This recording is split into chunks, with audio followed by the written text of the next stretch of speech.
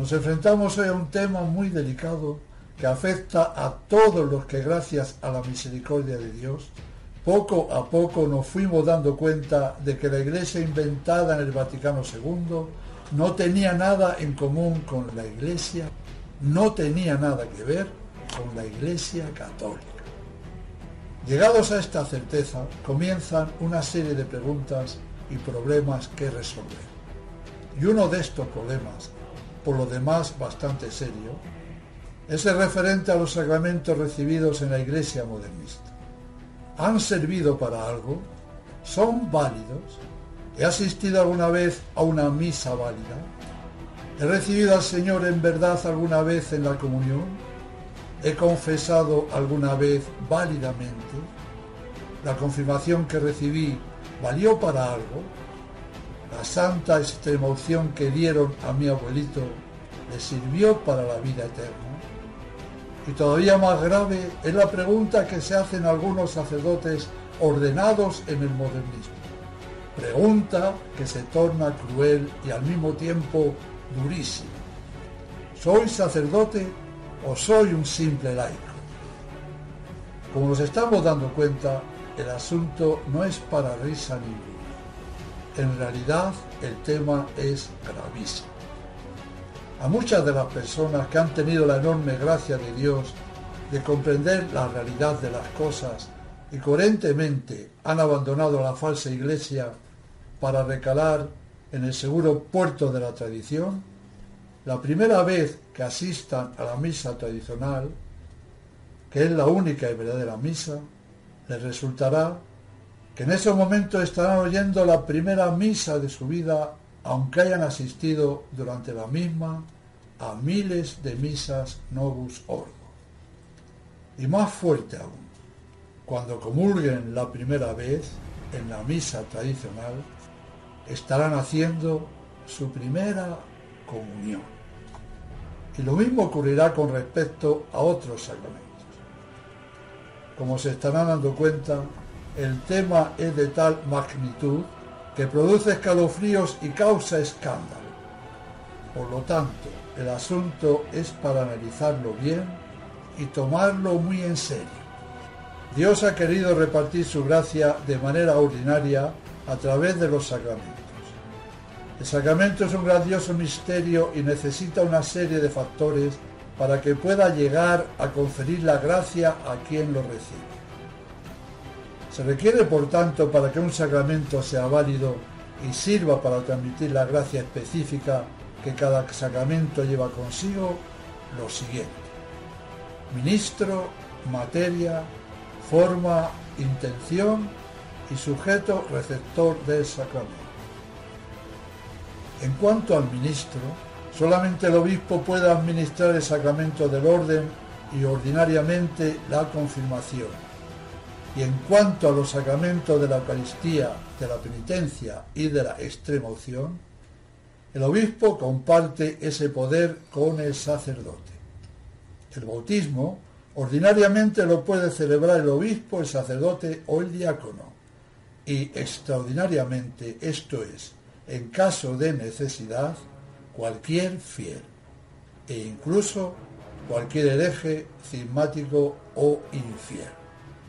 Por último, tenemos el sacramento del matrimonio, en el que los ministros son los propios contrayentes, eso sí, asistidos por un obispo, sacerdote o diácono.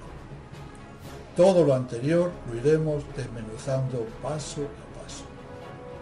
Por lo tanto, la pregunta que se va a tratar de responder es si los nuevos ritos de los sacramentos establecidos a raíz del Vaticano II son válidos o inválidos. Si sirven para algo o son papel mojado. La empresa es ardua y terriblemente seria. Es cuestión que afecta muy directamente a la salvación del alma de cada uno. Voy a tratar de que esta charla sea sencilla, entendible y al mismo tiempo seria y profunda. Esperemos conseguirlo con la ayuda de Dios. En las anteriores conferencias se mostró con evidencia la falsedad de los papas, jerarquía, doctrina y moral de la Iglesia conciliar. Se mostró con evidencia que lo que era la Iglesia Católica fue ocupada, usurpada por personas enemigas de nuestro Señor Jesucristo y por tanto de todo lo que tuviese el más mínimo barniz de católico. Les pido tomen fuerzas, pues el tema requiere mucha atención. La intención, no olvidemos a partir de ahora esta palabra, intención. La intención de los que llevaron a cabo el Vaticano II, en vez de intención a secas, diremos que la mala intención de todos esos modernistas fue la de innovar, renovar, reformarlo todo, no dejar títere con cabeza en las estructuras multiseculares de la Iglesia Católica. A estos herejes innovadores les corría gran prisa acabar con los santos sacramentos con los que la Iglesia se había nutrido siempre, y por eso, atención al dato, el 29 de febrero de 1964, 3 meses antes de haberse aprobado la Constitución sobre la Sagrada Liturgia, ¿qué diligencia tenían los muchachos? Crearon un organismo cuyo secretario fue Bugnini, al que llamaron Consilium ad Exequendam Constitutionem de Sacra Liturgia, para que fueran trabajando sin descanso sobre los cambios en los ritos sacramentales. Y de esta manera fueron desmontando uno a uno los ritos tradicionales de la liturgia católica romana y fueron apareciendo escalonadamente los nuevos ritos postconciliares. Precisamente, el primer cambio en ser promulgado por Pablo VI en la Constitución Apostólica Pontificalis Romani fue el rito que atañe al sacramento del orden el 18 de junio de 1968, aunque su entrada en vigor fue el 6 de abril de 1969. Retengamos esta fecha, es muy importante, 6 de abril 1969. Y así, de esta manera, las reformas solicitadas por la Constitución Sacrosanctum Concilium del Vaticano II comenzaron a hacerse efectivas. Les pregunto, ¿fue simplemente una casualidad que comenzaran con el sacramento del orden? Han respondido bien, pues claro que no. El mal otorga mucha astucia a quienes lo practican y por eso eligieron para demoler primeramente el sacramento del orden, ya que si no hay ministro válido que pueda dispensarlos, los demás sacramentos se convierten en nulos, salvo el bautismo y el matrimonio. Jugada maestra. No empezaron a podar el árbol por las ramas, sino que quisieron cortarlo de raíz. Y lo cortaron. La intención de Bugnini y compañía al reformar los sacramentos no podía ser jamás recta, buena, ya que estaban instalados en la funesta herejía modernista. Ellos siguieron a pie juntilla lo que propone la Constitución Conciliar sobre la liturgia cuando dice, comillas, adaptar mejor a las necesidades de nuestro tiempo las instituciones que están sujetas a cambio y promover todo aquello que puede contribuir a la unión de todos cuantos creen en Cristo. Cierro comillas. La Constitución, muy civilinamente, no precisa cuáles pueden ser esas instituciones sujetas a cambio, y de esta manera todo puede ser cambiado. Apuntemos también que en la, entre comillas, reforma del sacramento del orden intervinieron también expertos, entre comillas, protestantes, que participaron plenamente en las discusiones sobre la renovación litúrgica. Los sacramentos son signos sensibles y eficaces de la gracia instituidos por Jesucristo para santificar nuestras almas y significan, por medio de cosas sensibles, la gracia divina que producen en nuestras almas. Son signos sensibles que significan y producen la gracia santificante en quien los recibe. Cada sacramento encierra en sí mismo un gran misterio, y consta de una cosa visible a la que llamamos materia y de unas palabras que dan significado a esa materia y que significan la gracia de cada sacramento, y a esas palabras las llamamos forma. Por ejemplo, en el bautismo la materia es el agua que se arroja sobre la cabeza de un ser humano y la forma consiste en las palabras que al mismo tiempo son pronunciadas. Yo te bautizo en el nombre del Padre y del Hijo y del Espíritu Santo. Para que haya un verdadero sacramento, hace falta un ministro válido que utilice la materia y la forma correctamente con la intención de hacer lo que hace la Iglesia, es decir, con la intención de realizar lo que la Iglesia quiere que se haga en cada sacramento.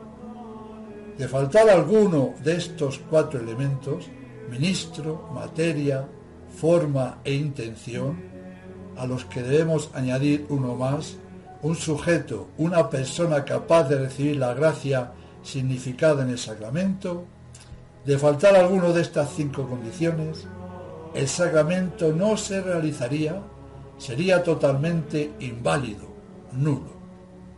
No olvidar, ministro, materia, forma, intención del ministro de hacer lo que hace la Iglesia y sujeto válido.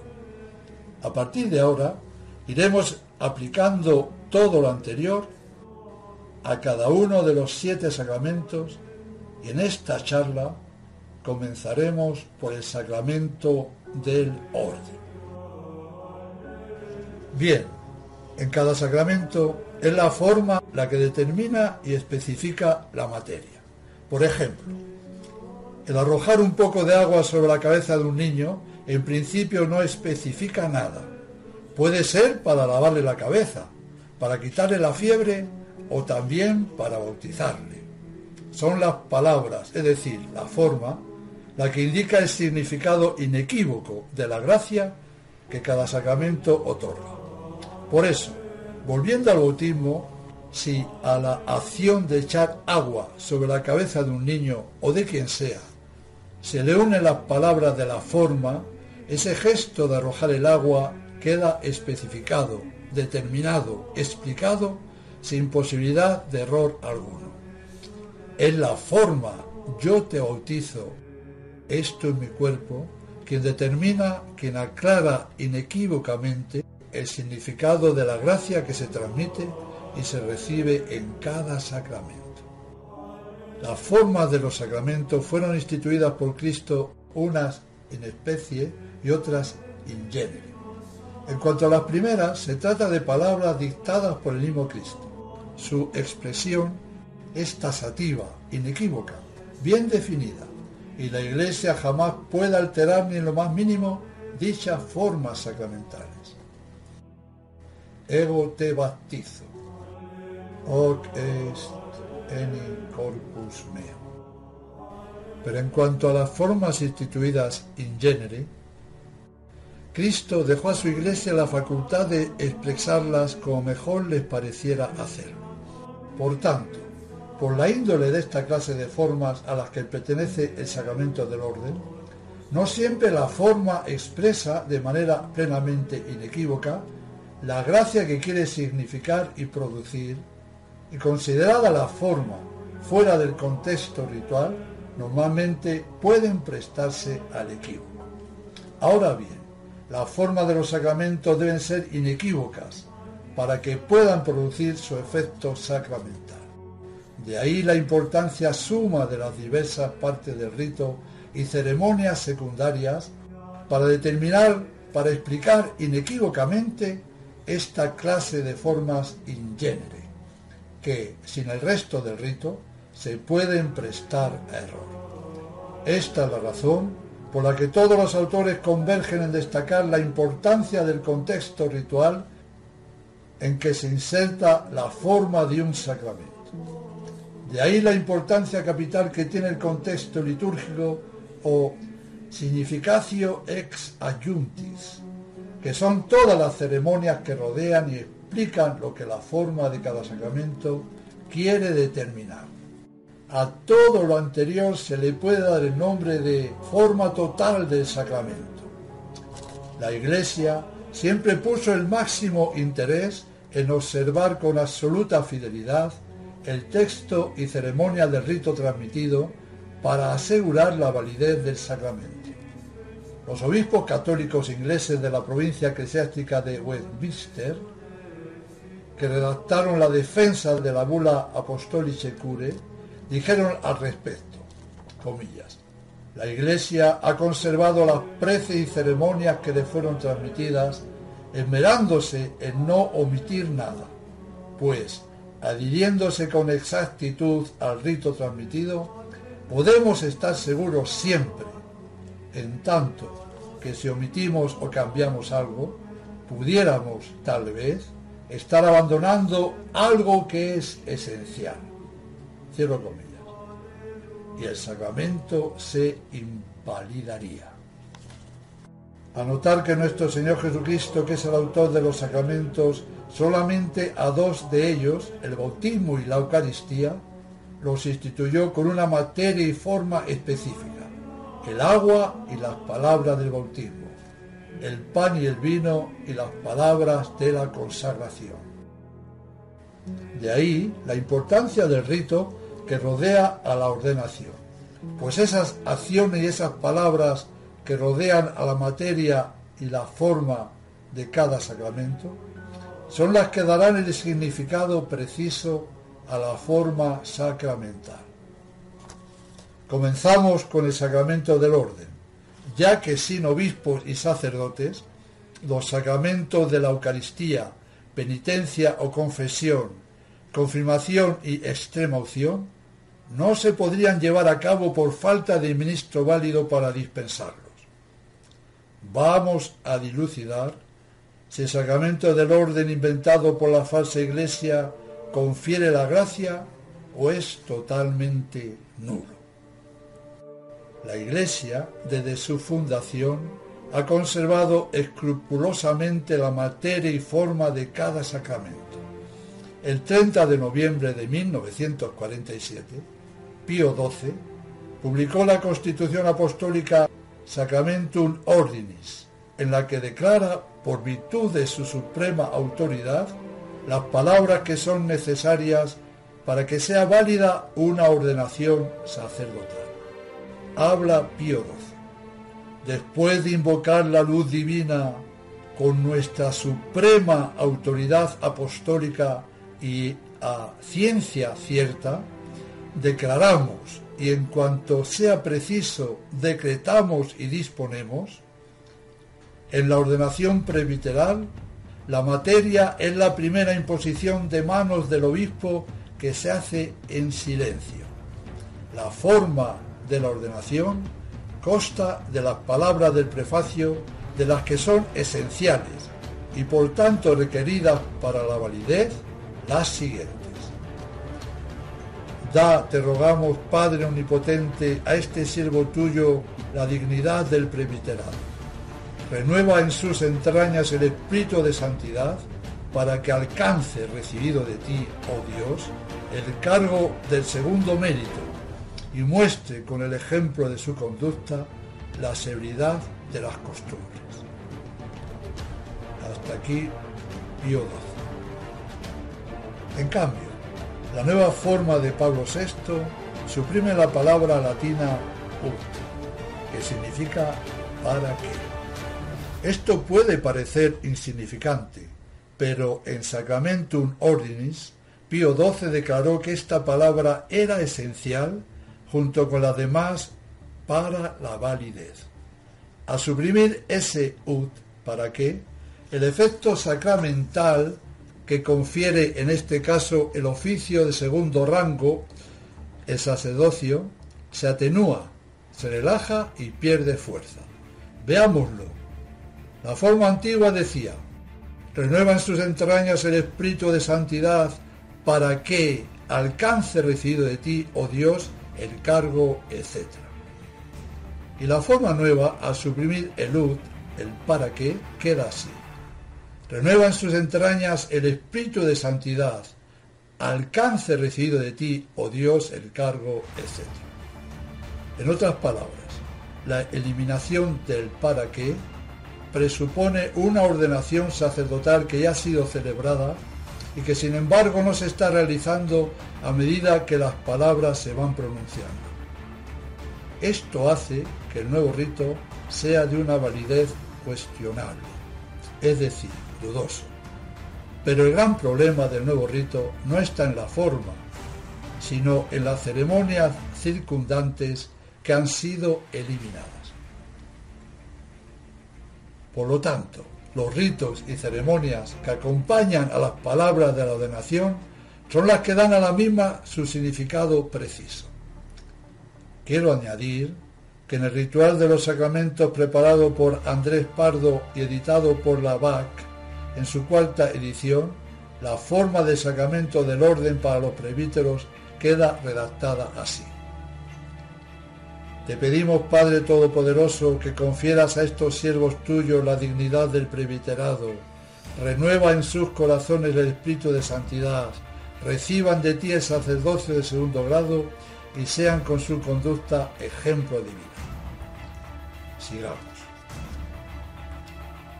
A dilucidar el problema planteado en todo lo que hasta ahora se ha dicho, nos va a ayudar León XIII con su famosa bula Apostolice Cure, emitida el 13 de septiembre de 1896. Casi la mitad de la bula la dedica a exponer lo que la Iglesia Católica de aquella época, siglo XVI-XVII, hizo y dijo sobre el asunto de si el rito anglicano, conocido también como rito eduardiano, era válido o no. Con la suprema autoridad apostólica, León XIII va a cerrar para siempre la controversia sobre si las órdenes anglicanas eran válidas.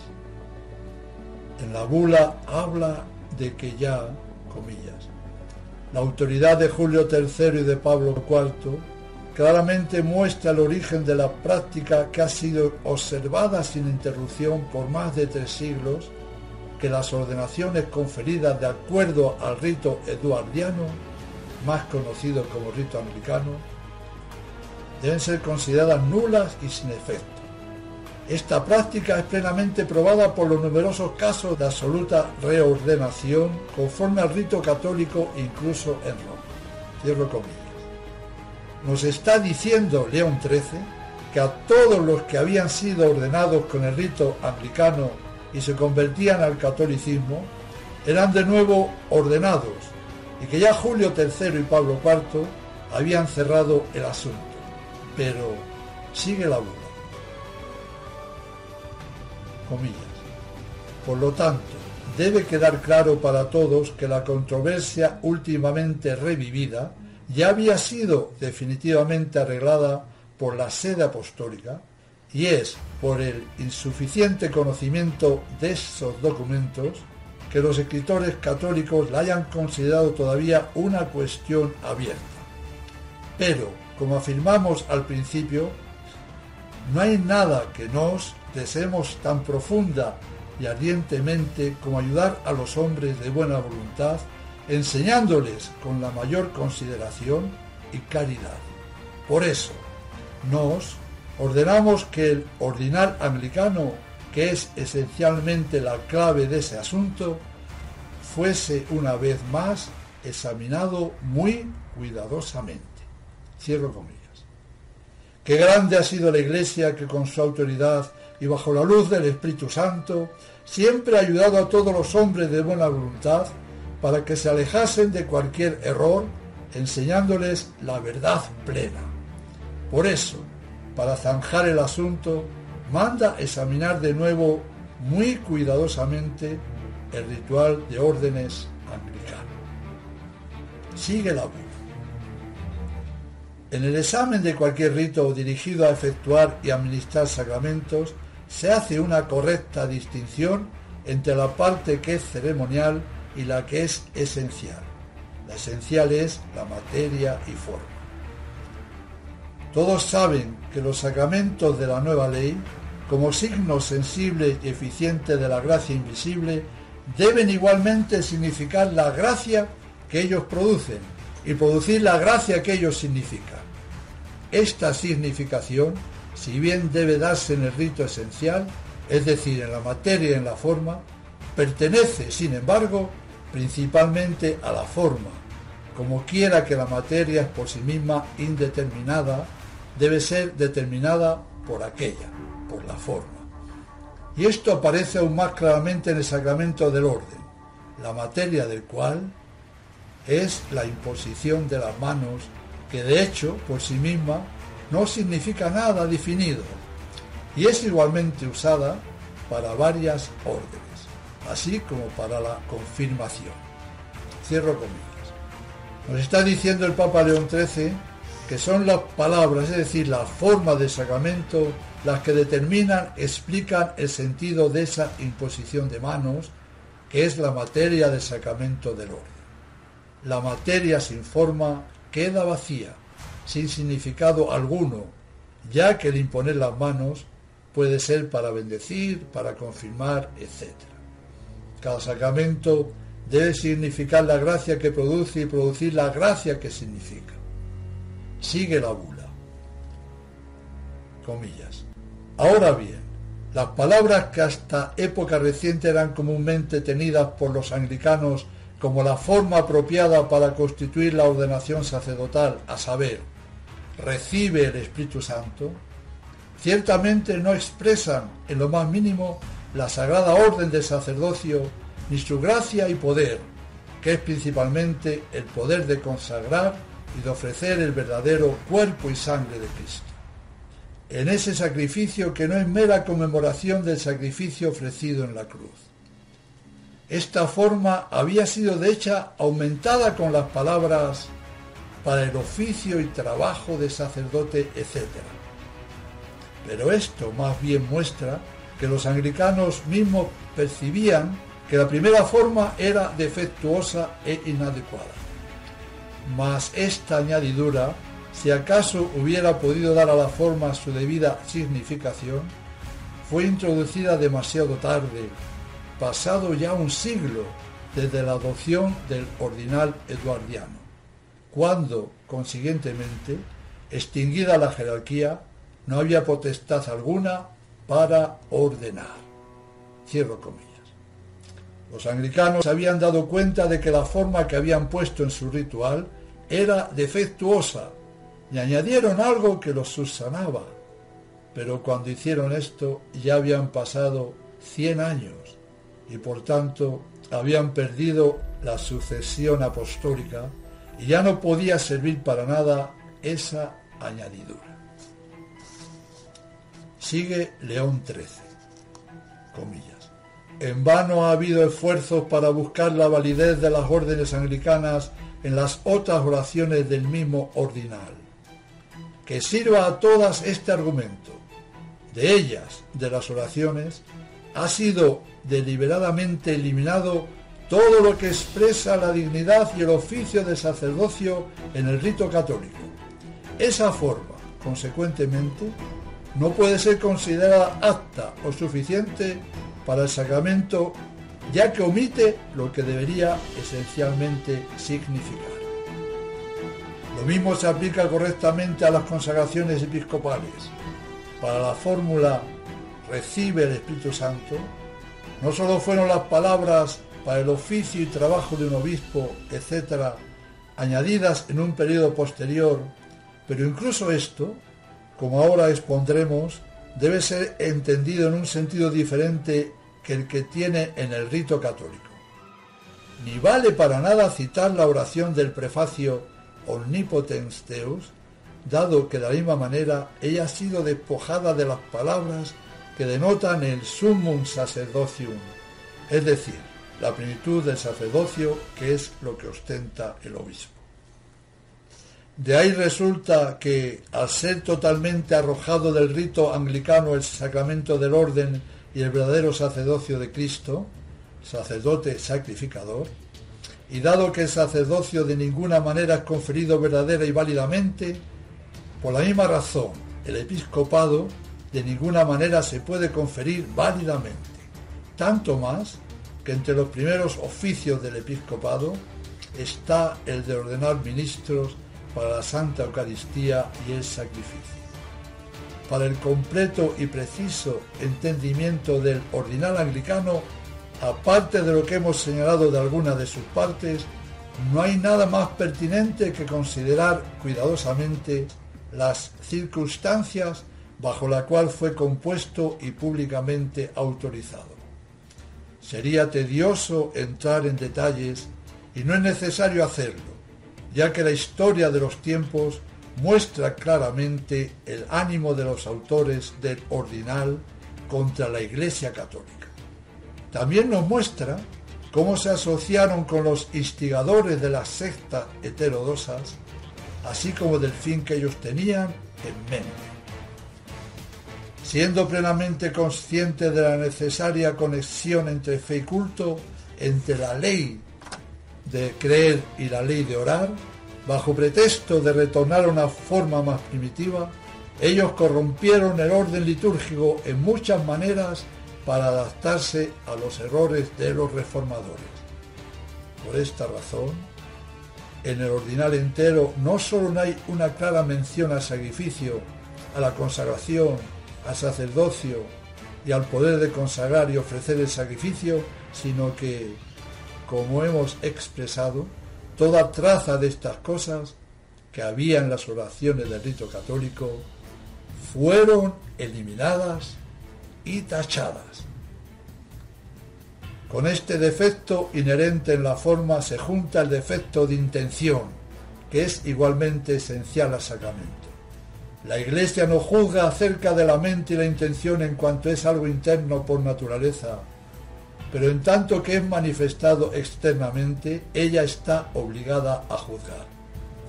Una persona que ha usado correctamente y seriamente la requerida materia y forma para producir y conferir el sacramento, se presume por esa misma razón haber intentado hacer lo que la Iglesia hace. En este principio descansa la doctrina de que un sacramento es verdaderamente conferido por un ministro, aunque éste sea hereje o no bautizado, siempre que el rito católico sea empleado.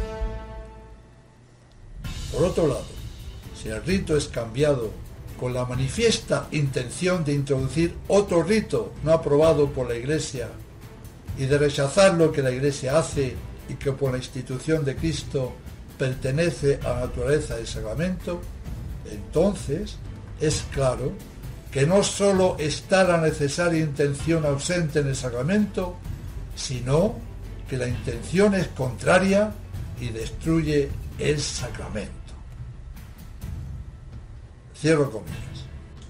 Hasta aquí León XIII. Quiero aclarar que una persona no bautizada solo podrá conferir el sacramento del bautismo, pero no los demás sacramentos. León XIII nos sigue diciendo que si un ministro válido, en este caso un obispo, utiliza el rito católico para conferir el sacramento del orden, empleando la materia y la forma correctas, nos estará indicando que dicho ministro ha tenido la intención de hacer lo que hace la Iglesia. Ya dijimos que para que un sacramento sea válido hace falta ministro válido. Para el sacramento del orden sacerdotal el ministro debe ser obispo. Materia, que consiste en la imposición de las dos manos sobre la cabeza de quien va a recibir el sacerdocio. Forma, que consiste en pronunciar las palabras que informan la materia, que explican el porqué de la imposición de manos. Intención, de hacer lo que la Iglesia hace, es decir, lo que la Iglesia hace y quiere que se haga. Y esta intención, que es subjetiva, pues no podemos saber lo que el ministro piensa, se demostrará si el citado ministro pone en ejecución con seriedad todo el rito católico utilizando perfectamente la materia y la forma del sacramento. Lo anterior nos estará dando la prueba de que la intención del ministro es correcta. Pero si ese ministro cambia oraciones, añade lo que le viene en gana, cambia todas algunas palabras de la forma sacramental, etc., todo eso que hace y dice nos estará indicando que el ministro no tiene la intención requerida para que el sacramento sea válido, pues no está haciendo lo que la Iglesia hace, quiere y manda se haga. Bien, esto se puede aplicar perfectamente al ritual anglicano y León XIII nos ha dicho que si se cambia el rito con la intención manifiesta de introducir un nuevo rito no aprobado por la Iglesia, cambiando y rechazando lo que la Iglesia hace y manda se haga, entonces queda claro que no solo hay la mínima intención requerida para que un sacramento sea válido, sino que esa intención que los anglicanos plasmaron en su ritual de órdenes es adversa y destructora del sacramento. En otras palabras, que el sacramento será totalmente inválido. Y por último, para que un sacramento surta efecto, hace falta un sujeto válido. En este caso, para poder recibir el orden sacerdotal, el sujeto tiene que ser un varón. Bien, León XIII nos ha enseñado en la bula que estamos tratando que los anglicanos en su ritual han rechazado todo lo que la Iglesia Católica hacía, mandaba y quería se hiciese. Los anglicanos han eliminado deliberadamente a conciencia todo lo que establecía la dignidad y oficio del sacerdocio en el rito católico. En dicho ritual no hay ninguna mención clara del sacrificio, de la consagración, del sacerdote sacrificador. No han dejado ni rastro de todas esas oraciones que estaban en el rito romano. Todo esto lo rechazaron y eliminaron a conciencia. Y así, por causa de haber acogido la herejía protestante y haber eliminado todo lo que oliese a católico, el sacerdocio y el episcopado anglicano no tienen ninguna validez. Y esto lo va a confirmar León XIII, acabando la bula Apostolicae Curae de la siguiente manera, comillas: entonces, considerando que este tema, aunque ya decidido por los anteriores papas, había sido puesto de nueva discusión por ciertas personas y que a partir de ahí podría haberse fomentado un pernicioso error en las mentes de aquellos que podrían suponerse a sí mismos poseedores del sacramento y los efectos de las órdenes, que de ninguna manera podrían poseerlos, nos pareció bueno pronunciar en el nombre del Señor nuestro juicio.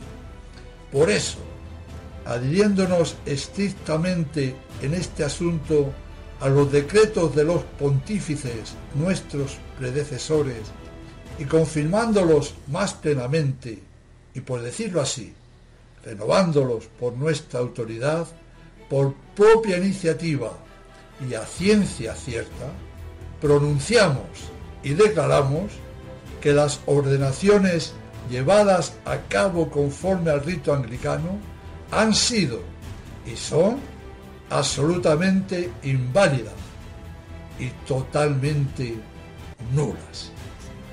Declaramos que estas letras y todas las cosas contenidas en ellas no deberán ser en ningún momento impugnadas u objetadas, y que son y serán siempre válidas y en vigor, y serán inviolablemente observadas tanto jurídicamente como de otras maneras por todos aquellos de cualquier rango y preeminencia, declarando nulo y sin efecto cualquier cosa que en estas materias puedan intentar decir lo contrario, ya sea voluntaria o involuntariamente, por persona cualesquiera, autoridad o pretexto el que sea.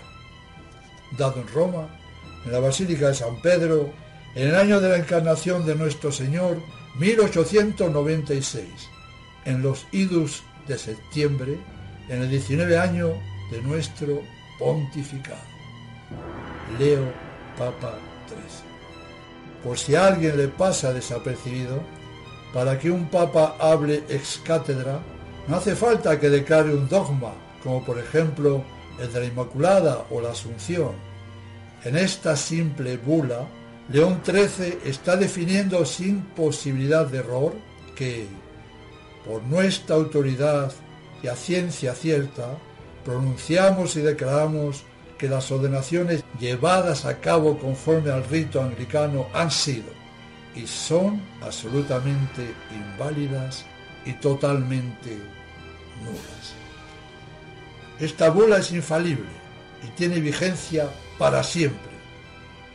Quede esto claro, para siempre. Algunos se preguntarán, ¿y qué tiene que ver la citada bula que trata de los anglicanos con el tema que estamos tratando de la Iglesia conciliar? La verdad es que sí que tiene que ver, y mucho, ya que pareciera que León XIII hubiera estado escribiendo dicha bula a la Iglesia del Vaticano II y a su nuevo rito de órdenes. Vamos a ver ahora algunas oraciones y ceremonias que en el rito tradicional especifican y establecen la verdadera naturaleza del sacerdocio y que en el nuevo rito de ordenación de Pablo VI han sido sistemáticamente suprimidas. Al empezar la ceremonia en el rito tradicional, el obispo se dirige a los que van a ser ordenados y entre otras cosas les dice: porque es deber del sacerdote ofrecer, se está refiriendo al sacrificio, bendecir, presidir, predicar y bautizar. Esta admonición ha sido eliminada. A continuación, sigue la letanía de los santos, que en el nuevo rito ha sido muy abreviada, amén de suprimir la siguiente petición, que no es nada ecuménica. Que te digne volver a la unidad de la Iglesia a todos los que viven en el error y traer a la luz del Evangelio a todos los infieles. Esta oración no le gustaba nada de nada, así que fue a la papelera. Seguido, el obispo impone las manos sobre la cabeza del ordenando, cumpliendo así la materia del sacramento, y después hace el prefacio consagratorio, cuya forma ha sido cambiada al quitar de la misma el ut. ¿Para qué?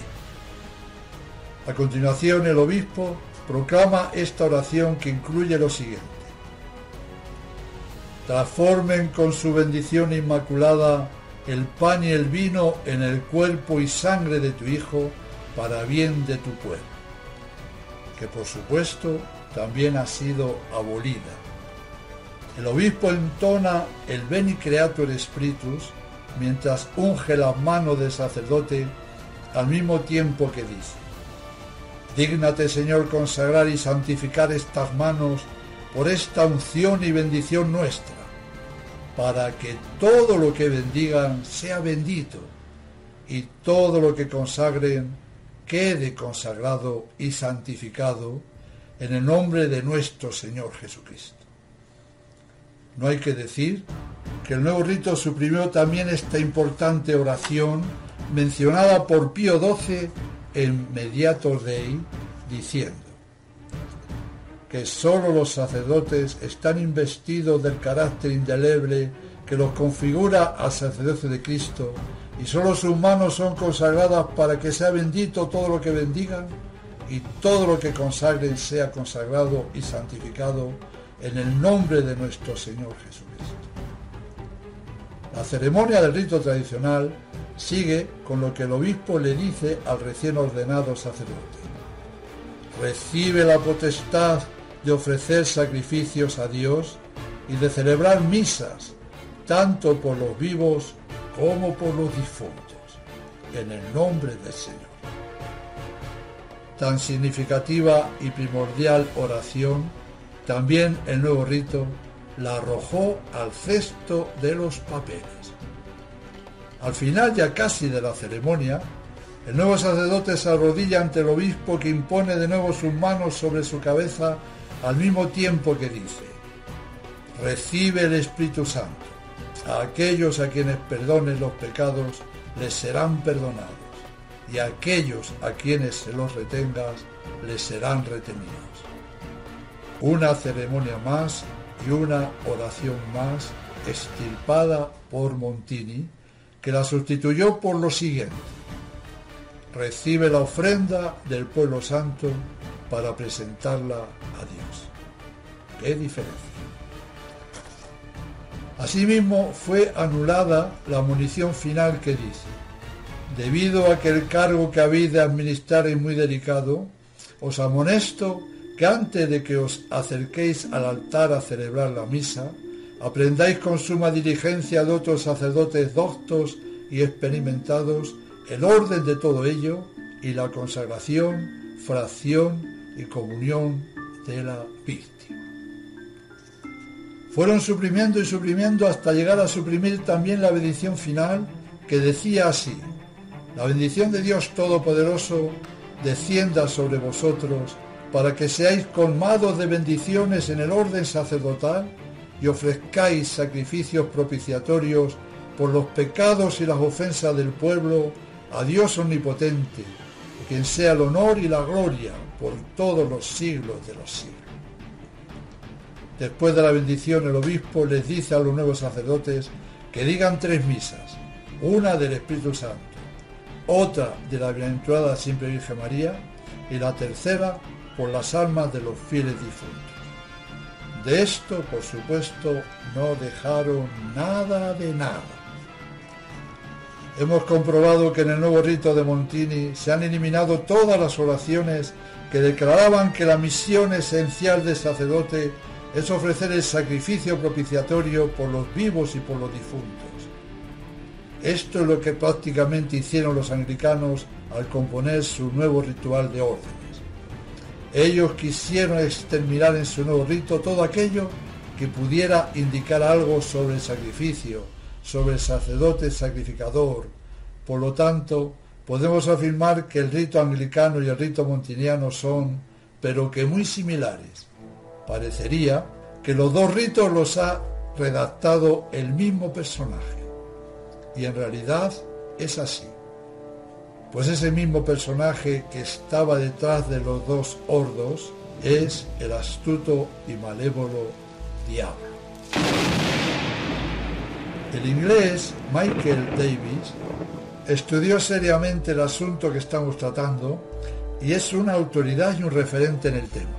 Michael, con su obra El orden de Melquisedec, quería demostrar que el nuevo rito de órdenes era válido, pero a fuerza de ser honesto no pudo demostrarlo.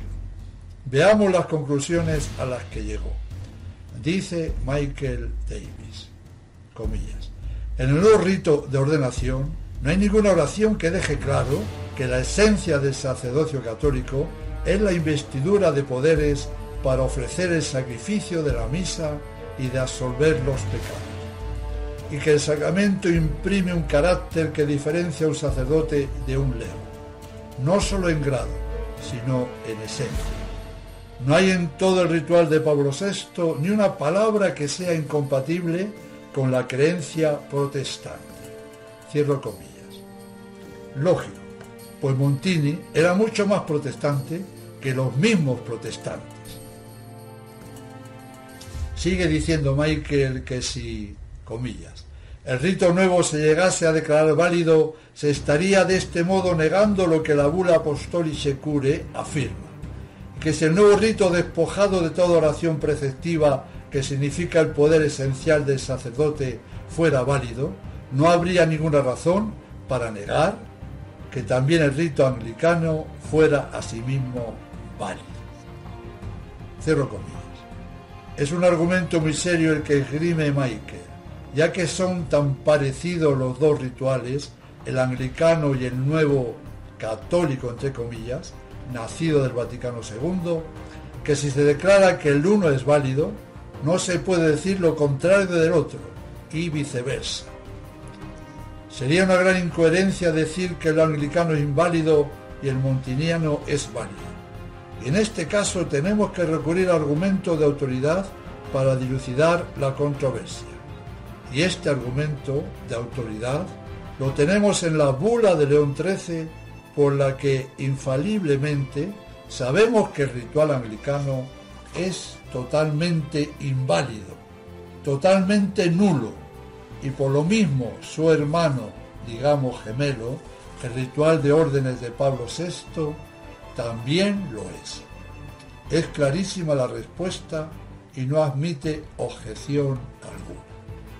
Dejemos ahora a Michael Davis despejar aún más el asunto. Comillas. Sobre el nuevo ritual católico me gustaría citar un pasaje de Apostolicae Curae y preguntar a cualquier lector que me demuestre cómo las palabras que el Papa León XIII escribió sobre el rito de Cranmer, el rito anglicano, no puedan ser aplicables al nuevo rito de órdenes católicos. Las diferencias entre el rito católico de 1968 y del nuevo ritual anglicano son tan mínimas que es difícil creer que no están dirigidas para el mismo propósito. Cuando los cambios se consideran en conjunto, parece imposible creer que cualquier católico íntegro pueda negar que no sea evidente y alarmante el paralelo con la reforma de Cranmer. Los protestantes del siglo XVI cambiaron el pontifical tradicional porque ellos rechazaban la doctrina católica del sacerdocio. El arzobispo Bugnini y su concilio cambió de tal manera el pontifical romano que hace que parezca que hay poca o ninguna diferencia entre católicos y protestantes. Cierro comillas. Hay que resaltar la honestidad de Michael Davis, pues a pesar de que su intención era demostrar que el rito nuevo era válido, ante la evidencia innegable, tuvo, como acabamos de ver, que afirmar lo contrario, aunque él lo intenta arreglar a la desesperada, diciendo que como Pablo VI es Papa, el Espíritu Santo no permitiría que la autoridad suprema promulgara un rito sacramental inválido. Aquí Michael cae en el gravísimo error de afirmar que es Papa y que al mismo tiempo pueda decir todo lo contrario de los demás papas, y en este caso de la bula dogmática de León XIII.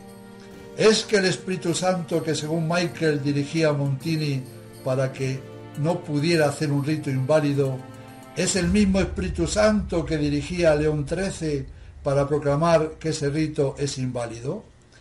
Pues claro que no. Dios Espíritu Santo no puede tener dos discursos. Un discurso sería toda la tradición de la Iglesia hasta el Vaticano II, y otro discurso totalmente diferente sería desde el Vaticano II hasta hoy. Y eso no puede ser, pues existe el principio de no contradicción y el sentido común. A lo largo de toda la esencial conferencia se ha hablado largo y tendido sobre el asunto, al que quiero añadir lo siguiente. ¿No suena a blasfemia decir que hoy el Espíritu Santo nos enseña una verdad infaliblemente revelada, que tiene valor eterno, y mañana ese mismo Espíritu Santo nos dice totalmente todo lo contrario sobre esa verdad? Esto no puede ser de recibo. Esto es terrible. Pero por desgracia hay muchos, incluso tradicionalistas, que piensan de esa manera. Pero sigamos.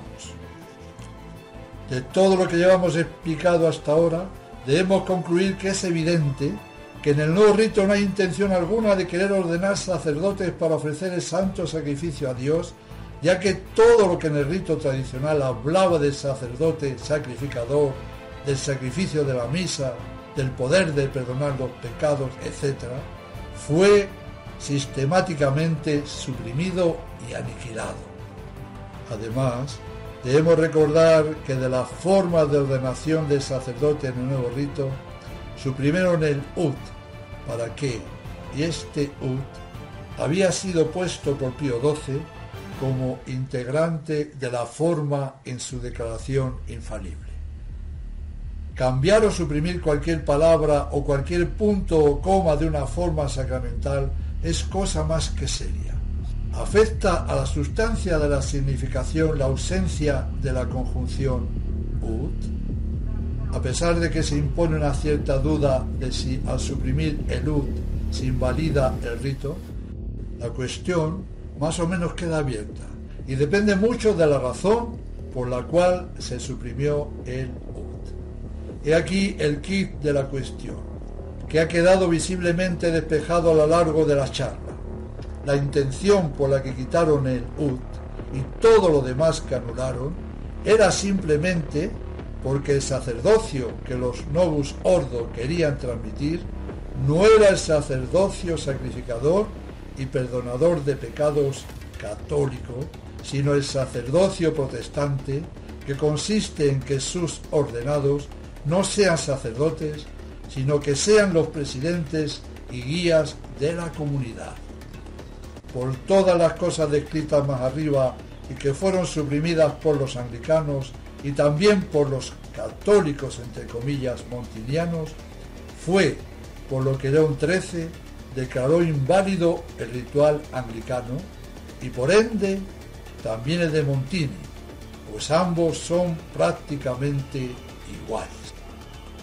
No hay mucho más que decir sobre el tema de la ordenación de sacerdotes y no les quiero marear más, pero queda un punto que es todavía mucho más clarificador y que soluciona en un pispás todo lo dicho hasta ahora. ¿Cuál es esa llave maestra? Muy fácil. Esa llave maestra es el nuevo rito de la consagración de obispos. No se asusten, que el nuevo asunto a tratar va a ser mucho más cortito. Manos a la obra. Pío XII en Sacramentum Ordinis del 30 de noviembre de 1947 manda lo siguiente: en cuanto a la materia y la forma en la otorgación de cada una de las órdenes, por nuestra misma suprema autoridad apostólica, decretamos y constituimos lo siguiente. En la ordenación o consagración episcopal, la forma consta de las palabras del prefacio, de las que son esenciales y por tanto requeridas para la validez, las siguientes. Completa en tu sacerdote la plenitud de tu ministerio y provisto de los ornamentos de toda glorificación, santifícalo con el rocío del ungüento celeste. Vemos que con la mención completa en tu sacerdote la plenitud de tu ministerio y provisto de los ornamentos de toda glorificación de la forma tradicional, está significando de manera inequívoca el poder del episcopado, que es la plenitud del sacerdocio. Pablo VI, en el nuevo rito que vertió en su Constitución Apostólica Pontificalis Romani, se inventa una forma totalmente distinta. Tal es así que de las palabras de la forma tradicional solo conserva la palabra et, que significa y. Es gracioso, lo cambió todo. Todo es nuevo menos la conjunción y. Veamos la nueva forma. Y ahora derrama sobre este elegido aquella fuerza que está en ti, el Espíritu que gobierna, que has dado a tu Hijo amado Jesucristo, el Espíritu que Él mismo dio a los santos apóstoles que han fundado la Iglesia en todo lugar para constituir tu templo, para la gloria incesante y alabanza de tu nombre. Aquí acaba la forma. Es tan larga la forma que al acabar el obispo casi tiene que pedir un vaso de agua. Esta forma es pura algarabía. Ya se ha dicho que las formas en general suelen prestarse a la ambigüedad, por lo que es necesario que en el contexto ritual quede bien precisado su sentido para que produzca su efecto sacramental. La forma modernista casi triplica en el número de palabras a la tradicional. Esta contiene 16 palabras, aquella 43. La nueva forma de Montini es muy parecida a la que dicen que viene de la Traditio Apostólica de Hipólito, lo cual es muy dudoso que sea así. Esos textos son reconstrucciones relativamente recientes y su origen y atribución a Hipólito solamente se presume y sobre todo no hay indicios ciertos que nos permitan identificar esas oraciones con la forma sacramental oficialmente prescrita y empleada por la Iglesia de aquel tiempo. Vuelvo a decir que la Traditio Apostólica atribuida a Hipólito es un documento de origen dudoso y no hay de hecho ninguna evidencia documental de que sirviera algún tiempo como ritual para ordenar sacerdotes y obispos católicos. A Hipólito, que nació sobre el año 160, el Papa Ceferino le ordenó sacerdote. Hipólito fue discípulo de San Ireneo. Por sus diferencias doctrinales tuvo que abandonar Roma, y cuando a la muerte del Papa Ceferino fue elegido Calixto, Hipólito fundó una comunidad cismática y es de hecho considerado como uno de los antipapas. Y es probablemente en este momento cuando él escribió la tradición apostólica, tal vez para el uso de su comunidad cismática. Esto coincide con lo que hizo Pablo VI, también cismático. Después, durante la persecución de Maximiano, Hipólito fue llevado a las minas de Cerdeña, donde también estaba el Papa Ponciano. Antes de su martirio, Hipólito se reconcilió con el Papa y debido a esa conversión de última hora, se le incluyó en el martirologio como un mártir más. El cisma de Hipólito se terminó con la muerte del mismo. Pablo VI le concedió a Hipólito una autoridad inusitada, autoridad que nunca tuvo en la verdadera Iglesia, nunca. Hay muchos y buenos estudios sobre el tema y según investigaciones más recientes se ha demostrado que la tradición apostólica ni siquiera se refería a Hipólito, sino más bien a un homónimo sacerdote de Alejandría que murió alrededor de 253, o a un obispo de sede desconocida. Por lo tanto, la susodicha tradición es de autor desconocido y ese autor se define ahora por los eruditos como pseudo-Hipólito. Es curioso y clarividente que Pablo VI elija para su nuevo ritual los escritos de un cismático que había sido antipapa, como él lo es. Esto nos recuerda también a Roncalli, que toma el nombre de otro antipapa, Juan XXIII. Pareciera que a los Roncalli y Montini se sienten muy a gusto y muy representados por los susodichos antipapas. En la introducción al pontifical romano de Pablo VI se asegura que la fórmula derivada de la tradición apostólica está todavía en uso en la liturgia de ordenación de los coptos y de los sirios occidentales. No me entretengo en decir los prefacios y formas de los rituales coptos y sirios, pero lo que sí quiero decir es que lo que Pablo VI afirma en el prólogo de su nuevo pontifical no corresponde en absoluto a la verdad. El rito que copiaron los conciliares es un rito de entronización de un patriarca que ya había sido consagrado obispo anteriormente. Es como si dijéramos algo parecido al rito con el que se eleva a cardenal a uno que por supuesto es ya obispo. Está demostrado que el rito de consagración episcopal modernista coincide absolutamente con ese rito sirio, que no era para consagrar obispos, sino para entronizarlos. Además, esa nueva forma consagratoria lleva consigo una herejía. Veamos. Juan Pablo II, en su encíclica publicada en mayo de 1986, Dominum et Vivificantem, profesa la herejía de la cristología según el Espíritu. Dice en el número 17 de esa encíclica: conviene subrayar aquí claramente que el Espíritu del Señor que se posa sobre el futuro Mesías es ante todo un don de Dios para la persona de aquel siervo del Señor. Aquí comprobamos la gran herejía en la que afirma que Cristo no es el Hijo de Dios encarnado, sino un hombre que se hizo divino cuando recibió el Espíritu. No, Jesús no recibió el Espíritu como don, sino que Jesús, por la encarnación, es la segunda persona de la Santísima Trinidad y del Padre y del Hijo procede el Espíritu Santo.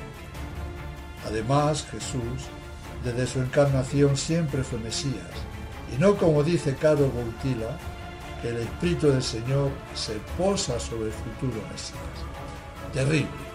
Sabemos y bien que el Espíritu Santo no es de ninguna manera un regalo o don de Dios a la persona del Mesías, porque ésta es a través de la unión hipostática la segunda persona de la Santísima Trinidad, de la que procede el Espíritu Santo. El Espíritu Santo procede del Padre y del Hijo por igual. De esta manera, la modernista forma de consagración episcopal cae en ese tremendo error al afirmar que el Espíritu Principalis que has dado a tu Hijo amado Jesucristo, el Espíritu que Él mismo dio a los santos apóstoles, etc. Aquí vemos que el Espíritu aparece como un don a Cristo, que no lo poseía antes. Como nos damos cuenta, el asunto es fuerte. Comprobamos que Montini lleva a cabo un cambio sustancial en la forma del orden episcopal que había sido prescrito por Pío XII, reemplazando todas las palabras que el Papa Pacelli había decretado como necesarias para la validez y que expresaban de manera inequívoca el efecto sacramental que quieren producir, esto es, el poder de la plenitud del sacerdocio. En el pontifical montiniano no hay nada que indique que la consagración episcopal confiere facultades específicas para el nuevo obispo, como son el poder de consagrar obispos y ordenar sacerdotes, y aunque Pablo VI insertó algunas oraciones pertenecientes a la liturgia copta y al asirio occidental, estas oraciones no tienen ningún carácter sacramental, las utilizaban para entronizar a los patriarcas. Un paso más, ánimo que va quedando menos. Analicemos ahora un poco el término Spiritum Principalem que aparece en la nueva forma de consagración de obispos. Este término no hace referencia expresa al Espíritu Santo. Significa espíritu gobernante, espíritu de los jefes. En la forma nueva se le pide a Dios Padre que derrame el Espíritu Santo o más bien el espíritu gobernante. Pero ¿para qué se pide ese espíritu? ¿Con qué finalidad? No nos lo dice. Además, el Espíritu Santo también se derrama en el bautismo, en la confirmación, en la ordenación de sacerdotes. Aquí ese término abstruso no está diciendo nada de nada ni aclarando nada. Viene a cuento ahora traer a colación lo que los obispos ingleses escribieron en defensa del Apostolice Curia.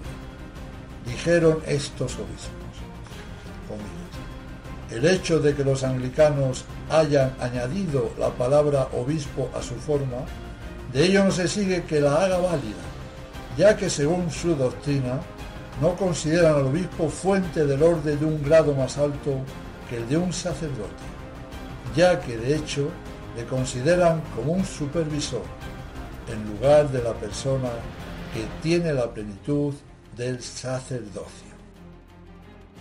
Por lo tanto, si aún la palabra obispo insertada en la forma no sirve para nada por el concepto que ellos tienen de lo que es un obispo, cuánto menos servirá la expresión sin sentido de Spiritus Principalis. Para terminar el arduo tema, vamos a examinar lo que aparte de la forma es lo más importante, y esto es la significatio ex adjunctis, que como vimos al tratar del ritual del orden sacerdotal, es el contexto, es el conjunto de ceremonias que rodean y acompañan a la forma sacramental y que le dan a la misma su significado preciso, su significado católico. León XIII nos decía que el ritual de órdenes anglicano reformado en 1662, aunque utilizaba las palabras sacerdote y obispo, estos términos significan para ellos cosas muy diferentes de las que significan para los católicos, y por lo tanto ese ritual, aunque con esa añadidura, sigue haciendo inválidas las órdenes. De ahí lo importantísimo del contexto de las ceremonias en que se inserta la forma sacramental. León XIII decía que los anglicanos de su pontifical, de su ritual, habían eliminado toda mención clara sobre el sacrificio, sobre la consagración, es decir, del poder que tiene un obispo para consagrar otros obispos, sobre el poder del sacerdote para consagrar y ofrecer el sacrificio, etc. Ya que los protestantes no creen en todo eso.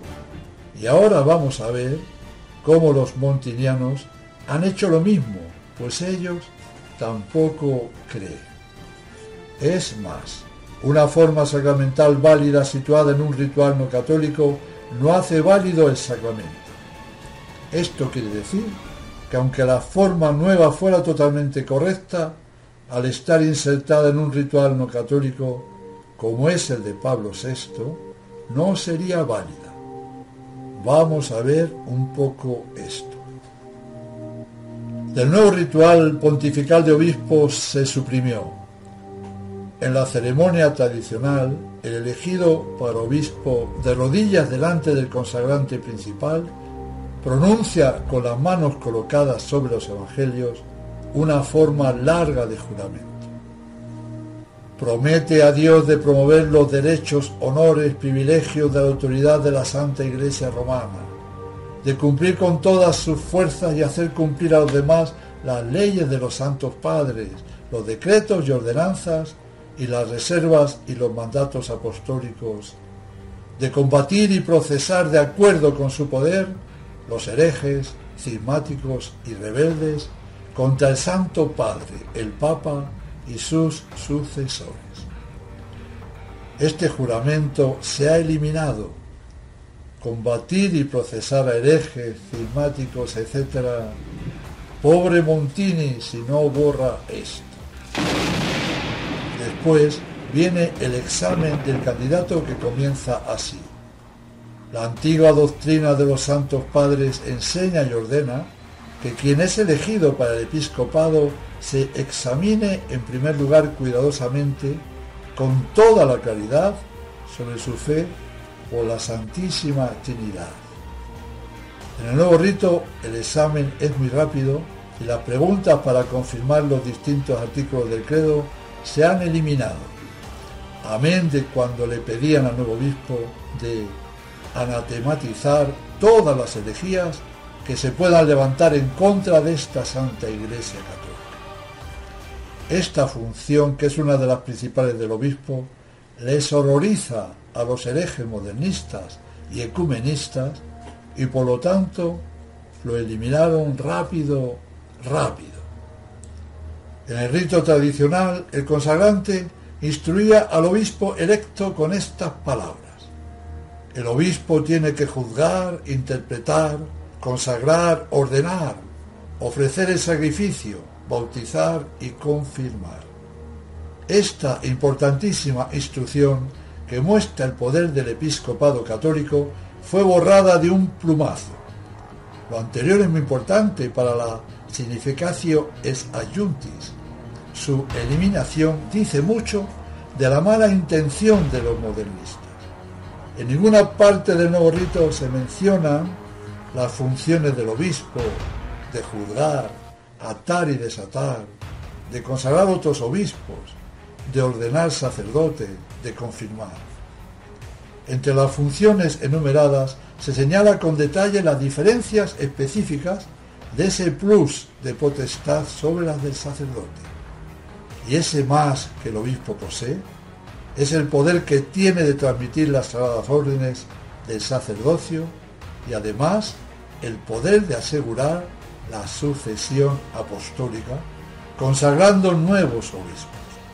Esto es cuando dice consagrar y ordenar, así como ser el ministro ordinario de la confirmación.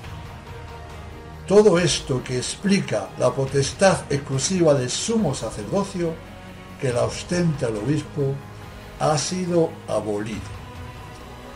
Citando a León XIII, comillas, se ha eliminado deliberadamente todo lo que en el rito católico designaba con toda claridad la dignidad y funciones específicas del obispo. En el rito tradicional, después de la oración del prefacio de consagración, las funciones del obispo eran otra vez repetidas. Darle, Señor, las llaves del reino de los cielos, porque todo lo que Él unirá en la tierra esté atado igualmente en el cielo, y lo que en la tierra Él desate, así sea también en el cielo. Que los pecados que Él retenga, se retengan, y perdonad, oh Señor, los pecados que Él perdonará. Que Él no haga de las tinieblas luz, como ha ocurrido desde el Vaticano II, o de la luz tinieblas. Que no llame al mal bien y al bien mal, como hace toda la Iglesia conciliar. Establecerle, Señor, en la silla episcopal para dirigir vuestra Iglesia y los fieles que se le han dado. Cierro comillas. No hay que decir que todo lo anterior también fue aniquilado. Además, se han acortado muchísimo y se han cambiado todas las letanías de los santos. Se han suprimido muchas de las oraciones y ceremonias de la unción con el santo crisma. Se ha eliminado la oración propia de la bendición del báculo pastoral. Se han suprimido las oraciones de la bendición e imposición de la mitra. Se han eliminado las oraciones para la bendición e imposición de los guantes episcopales. Y las oraciones que han dejado las han acortado y alterado, siempre con arreglo al respeto ecuménico por las sectas protestantes. El concepto de verdad y su defensa ha desaparecido totalmente, así como todo el aspecto de sacrificio. Aparte de lo anterior, Pablo VI también abolió el subdiaconado y algunas órdenes menores, al igual que hicieron los anglicanos. Pablo VI impuso con su autoridad apostólica el nuevo ritual para que fuera firme y efectivo desde ese momento y en el futuro. Vamos a ir recapitulando. Ellos han cambiado todo el rito de ordenaciones, tanto de obispos como de sacerdotes, con otra intención totalmente diferente a lo que la Iglesia ha hecho siempre. Santo Tomás, en la Suma Teológica, dice: la intención es esencial para el sacramento. Por tanto, si se intentase con una adición o sustracción realizar un rito distinto al reconocido por la Iglesia, parece que el sacramento no es válido, pues no parece tener la intención de hacer lo que hace la Iglesia. Hasta aquí Santo Tomás. Una forma sacramental que no exprese lo que se supone debe lograr es definitivamente inválida. Y además, el problema no está solo en la forma. El problema mayor está en el rito completo, en toda la ceremonia de ordenación. Ellos han cambiado todo el rito para consagrar obispos, han cambiado todo el contexto litúrgico, que vuelvo a repetir una vez más, son las ceremonias que rodean a lo esencial del sacramento, que es la materia y la forma. Solo han dejado de lo antiguo la materia, que es la imposición de las manos sobre la cabeza del que va a ser consagrado. Todo lo demás lo han devastado. Es verdad de fe que la Iglesia Católica no puede dar ritos sacramentales malvados, dañinos o inválidos. Tal idea contradice la promesa de la infalibilidad e indefectibilidad dada por nuestro Señor. Esto es una prueba más de que Montini fue un usurpador. Escuchemos al Concilio de Trento. Ciertamente la Madre amorosa, la Iglesia, es inmaculada en los sacramentos, por la cual da luz y alimenta a sus hijos, en la fe que siempre ha conservado inviolable, en sus sagradas leyes impuestas a todos, en los consejos evangélicos que ella recomienda, en esos dones celestiales y gracias extraordinarias mediante las cuales, con inagotable fecundidad, genera huestes de mártires, vírgenes y confesores. Y Pío XII, en el número 66 de Mediator Dei, aclara aún más el tema diciendo, comillas, la Iglesia es infalible en su disciplina general, Por el término general se entienden las leyes y prácticas que pertenecen al ordenamiento externo de toda la Iglesia. Tales cosas serían aquellas que se refieren a la adoración externa, como la liturgia y las rúbricas, o la administración de los sacramentos.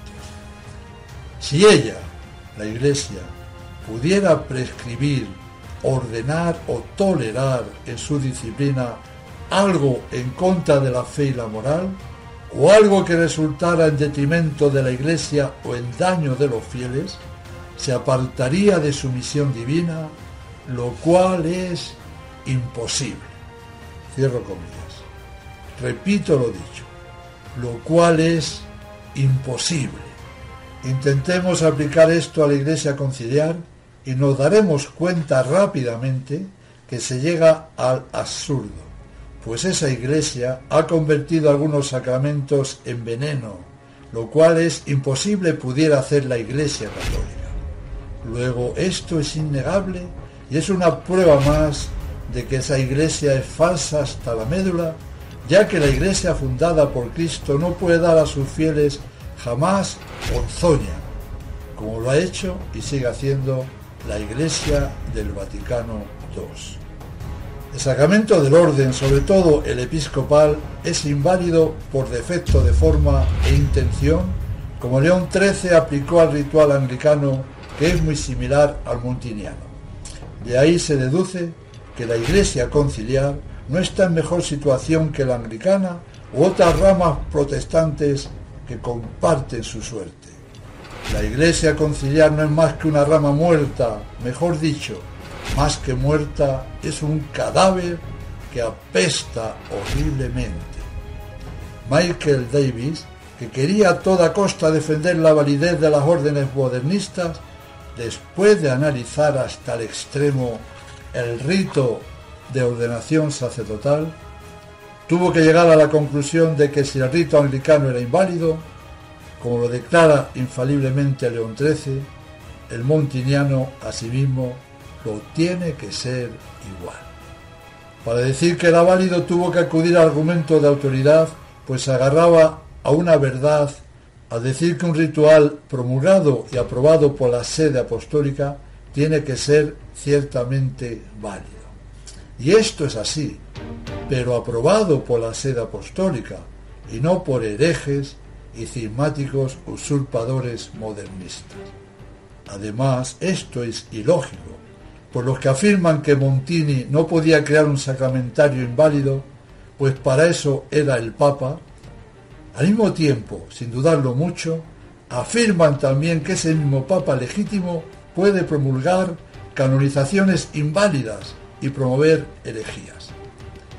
Esto es una burrada en el campo de la teología católica y nos hace ver que el modernismo, la nueva teología, está bien afincada en muchos miembros del campo tradicionalista. Michael Davis no se atrevió después de su fiasco a estudiar la validez de la consagración episcopal, pues sabía que no podía defender esa consagración. Si del sacerdocio llegó a decir que no valía, imaginemos lo que habría dicho de la consagración episcopal. Es importante saber que también son inválidas las ordenaciones sacerdotales y consagraciones episcopales que hacen los obispos modernistas, aunque las hagan con el rito tradicional, ya que ellos no son obispos válidos. Por lo tanto, llevamos ya 50 años de órdenes impías, y es el momento de pensar bien una frase muy certera del difunto padre Karl Pulvermacher, franciscano, cuando dijo: una vez que no haya más sacerdotes válidos, permitirán la misa en latín. Y así fue. Es tremendo y horroroso. Sin obispos, que son el primer eslabón de la estructura eclesial, se acaba la apostolicidad de la Iglesia. Se terminan los sacerdotes, desaparecen los sacramentos, todo se acaba. La fuente de la sucesión apostólica en la Iglesia conciliar se ha secado totalmente. Y si una fuente se seca, se secan también los arroyos que de la misma dimanan. Y al final, todo se convierte en un inmenso erial. Hoy solo hace falta abrir los ojos y verlo.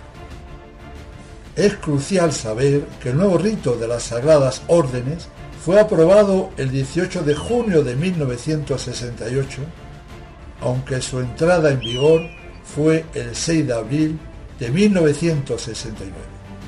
Desde esa fecha, 6 de abril de 1969, se perdieron en la Iglesia conciliar las sagradas órdenes del sacerdocio y del episcopado.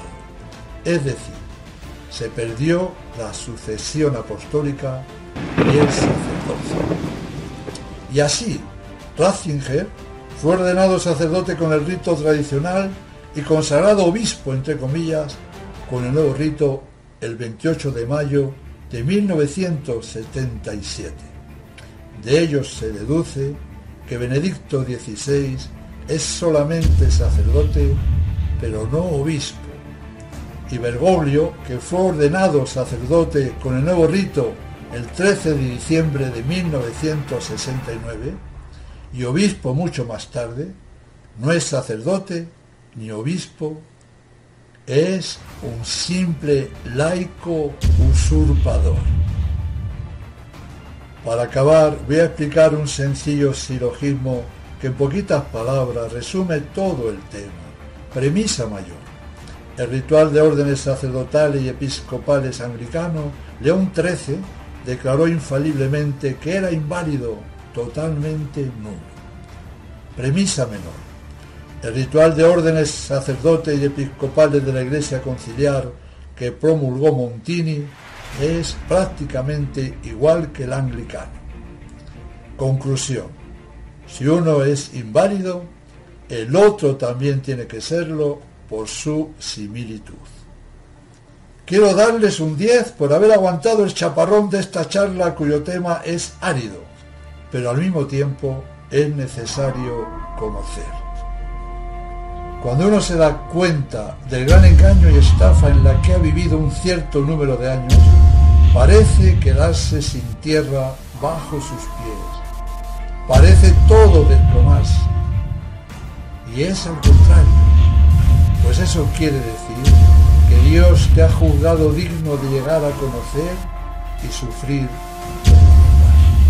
la verdad. Da la vida, la mentira mata.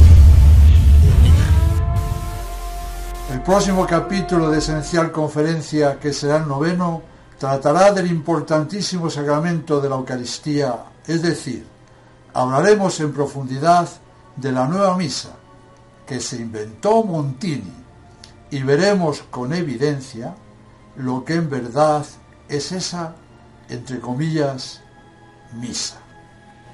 Pido a la Santísima Virgen María nos conceda a todos la suficiente luz para comprender la realidad de las cosas que afectan a nuestra salvación y, una vez conocida la verdad, vivir de acuerdo a ella. Eso